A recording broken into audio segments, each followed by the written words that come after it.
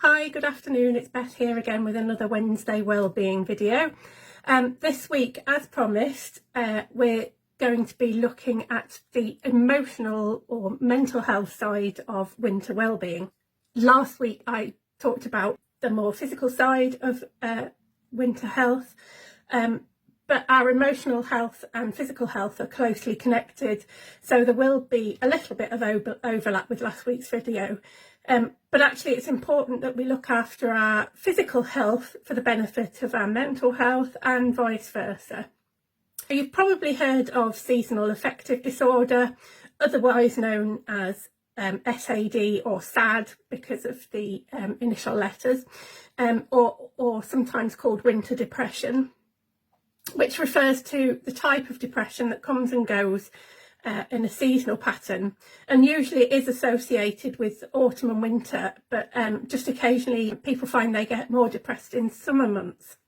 But today we're obviously going to focus on the winter. SAD is characterised by a combination of the following symptoms, whether it's tearfulness, a persistent low mood, a loss of pleasure or interest in everyday activities, irritability, feelings of despair or guilt or worthlessness, feeling lethargic, which is lacking in energy, and feeling sleepy during the day, sleeping for longer than normal, and finding it hard to get up in the morning, frequent winter illnesses like colds and so on, and reduced libido or interest in sex. Most of these are fairly characteristic of depression anyway, but in this type they only start to appear during the autumn months and tend to disappear in the spring and summer. People with year-round depression or other mental health conditions may also find that their symptoms get worse during the winter or the summer, if that's the time they find more difficult. The exact causes of seasonal affective disorder and disruptions to our mood over winter isn't fully understood, but the main theory is that a lack of sunlight might stop part of the brain called the hypothalamus from working properly, which may affect the levels of chemicals in the brain, in particular melatonin, which is a hormone that makes us feel sleepy, and serotonin, which is a hormone that affects our mood. It also seems that changes in patterns of sunlight can disrupt our circadian rhythms, our internal body clock, that is. So the body gets confused about whether it's daytime or nighttime. Many people in Britain actually find winter psychologically harder than summer, even if they don't have seasonal affective disorder. Our winters tend to be very grey and wet rather than the sunshine and snow that some countries get over winter. And this winter is different to any other winter, certainly within my lifetime. Our lives are restricted by pandemic regulations, which may prevent us from utilising our usual coping methods. Obviously, we tend to meet up with friends and family indoors more because of the dark and rain, but that's currently not allowed. And already at this point, we're fatigued from 6 months of coping with the pandemic, so we're going into winter exhausted. So this winter especially feels like quite a depressing prospect. But what can we actually do to make it better and to look after our mental health? Well, I've read various advice, articles, research reports from both medical and psychological sources, and picked out 5 broad areas that we could choose to focus on if we wanted to. So, number 1 is to get more daylight, and it stands to reason that if reduced daylight affects our mood, then getting more daylight would help to prevent mood changes. Getting outside for a time every day to get natural daylight is the most effective way to do this, even if all you can manage is a 15-minute walk at lunchtime. And as we discussed last week, it's also a good way to boost our vitamin D levels. And even if it's overcast or raining, it's still going to have some effect. It's also beneficial to sit by a window during daylight hours if that's possible for you, and to keep looking out at the daylight, because it's important that the light gets to the retina at the back of your eyes. And you can amplify daylight indoors by putting mirrors opposite windows to reflect light back into the room. Many people find that light boxes are beneficial, which provide simulated daylight, or in some cases they produce blue wave light only. And there is some research evidence to support the use of light boxes. And it is the blue light in daylight which is most effective in making you more alert and awake. And if you remember back to the video that we had on sleep problems, I talked about how blue light from devices can keep you awake if you use them too close to bedtime. So light boxes exploit this characteristic, but it means it's important that you use them earlier on in the day, not late afternoon or evening, certainly, because they might prevent you from sleeping. It's worth mentioning here that if you have fluorescent lights or LED lights or any sort of light bulbs that are cold or blue toned white, they can also have a negative impact on sleep if you use them in the evening in rooms where you spend a lot of time. So light bulbs with warmer tones don't have that effect. Light boxes aren't supplied on the NHS, but in some rare instances, it might be possible to borrow one for 3 to 4 weeks at a time, so you can decide whether it's helpful. They are readily available to buy, especially on the internet, but they aren't cheap. You're looking at around probably £60–70 to £140–150 or more, depending on what type you buy. If you do want to give one a try, you should make sure that you choose one that is certified for medical use, and that the brightness should be a minimum of 2,500 lux, but preferably 10,000 lux. But just a warning that if you have a medical condition that affects your sensitivity to light, or you're taking medication that causes sensitivity to light, you should consult your GP before using a light box. Number 2, maintain your general health. As seasonal mood disorders can make you more susceptible to winter illnesses, it's important to look after your general health. Last week's video will help with this, but it's worth pointing out we know that exercising helps to prevent low mood, as does eating well. If you eat a lot of sugar and fast food, that can have a negative impact on your mood, as unfortunately can alcohol.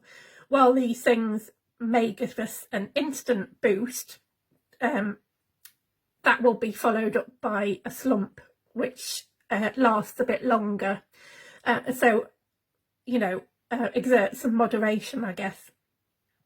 And finally, for this section, make sure you get enough good quality sleep. I will link back to the video on sleep problems for ideas to help with this, but if you don't get enough quality sleep, it will exacerbate any seasonal tiredness, obviously.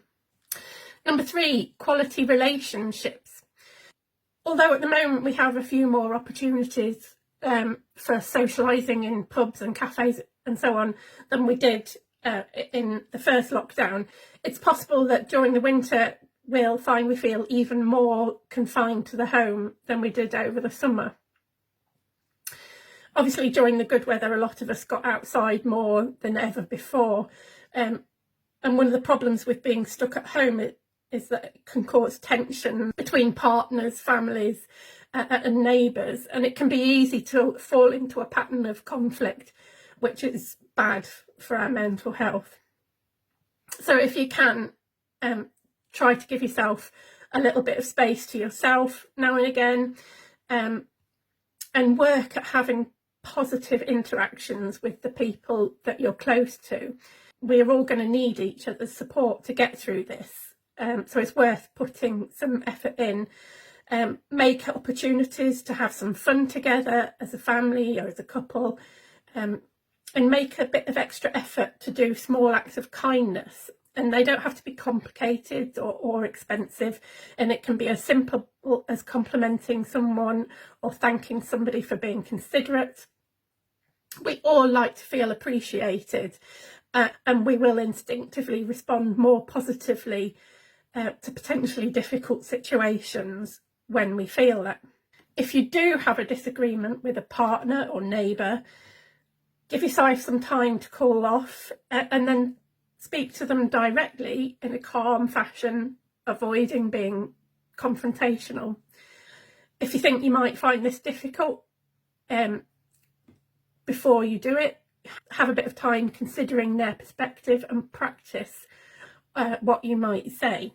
Number 4, positive mindset. Now, it's easy to say keep positive, but it can sound very trite. And what does it actually mean, and how do you do it?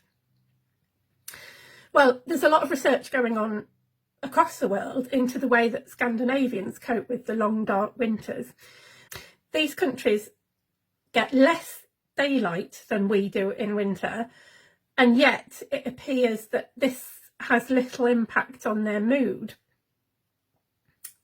Research is ongoing, but it appears that in Norway, at least part of the reason is the attitude people have to winter. So instead of viewing the dark as a problem, they view it as an opportunity to enjoy life in a different way, an opportunity to learn and grow. And actually it doesn't necessarily occur to them that winter is a miserable time, even in places so far north that they get no direct sunlight for 2 months of the year at all. When you've grown up in a culture where that is the prevailing mindset, it's perhaps easier than changing the way you think as an adult. But perhaps we can look for opportunities that being at home more might provide, whether it's enjoying more family time, or trying a new hobby, or reading a book that you've been meaning to read for ages, trying out new foods, and think about how to make these things extra special. So maybe you cook a special meal and get dressed up as if you were going out to a posh restaurant or something like that. To help maintain this positive mindset, it can help if you prevent yourself from getting submerged in endless depressing news reports. So maybe limit how much news you watch, and also prevent yourself from trying to predict how the pandemic might pan out. And instead of that, make the most of living in the moment, living in the now, which is something I've talked about a number of times before, and especially when talking about mindfulness techniques. And I won't go into lots of detail because I've talked about it a number of times before, but you might want to go back to our second and third videos for ideas. And finally, number 5 is hygge. And yes, hygge is surprisingly how you say it. You may or may not have heard of it, but there has been quite a bit about hygge in the papers and lifestyle magazines over the past few years.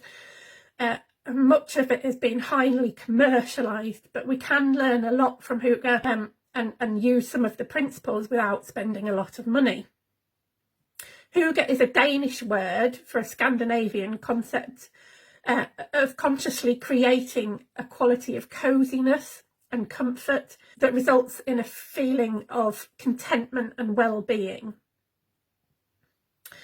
It's linked to the positive winter mindset already described, and it is believed to be another element of what makes Scandinavians so resilient to the winter blues. Much of it is about creating a cosy feeling environment with snuggly throws, furry rugs, comfy chairs, warm lighting, and especially light from real flames like candles and open fires. And it uses the therapeutic benefits of nature by making use of natural materials like wood and wool in the home, as well as house plants. That's carried through to the clothing, such as warm woolly socks and jumpers. And the concept involves an element of socialising with friends and family, kind of around the fire, with warm drinks and tasty snacks. It might be difficult for us and expensive to embrace the whole concept of hygge, but we can easily include elements of it. We can have candles and lamps, or drag out the Christmas lights to decorate our living rooms, remembering obviously to use warm tone lights rather than the cold blue tone lights. You might want to fill a vase with pretty twigs or dried seed heads that you pick up on a walk. You might want to collect driftwood and seashells from the beach at Siam or Oka as an alternative way to bring nature into the home. We can make ourselves the occasional hot chocolate with marshmallows and curl up with a blanket and a good book or a movie. Anything that you can do to bring in that cosy aesthetic and cosy feeling. Apparently there's been a rush on Brits going out and buying fire pits for the garden this autumn in order to enable socialising in the garden. And this also fits with the concept of hygge, as outdoor entertainment is popular even in winter in Scandinavia. And there are various ways that you can create your own fire pit. I've seen them made with bricks and metal dustbin lids and all sorts. If you happen to own outdoor Christmas lights, you could potentially use those, or put candles in or jam jars, and potentially create a lovely hygge space outdoors as well, giving you that opportunity to bring in the social element. Anyway, that's my list for now. As always, it's not a complete list of things that might help.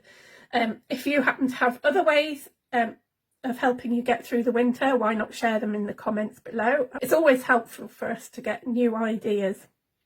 But if you are struggling, do get in touch with your GP. They are there to help you, and you will not be alone, I promise you. And as always, in the comments, I'll be linking to further information. And that's it for me this week. Do have a good week. Do keep warm and stay safe and keep well. And I'll see you again next week. Bye for now.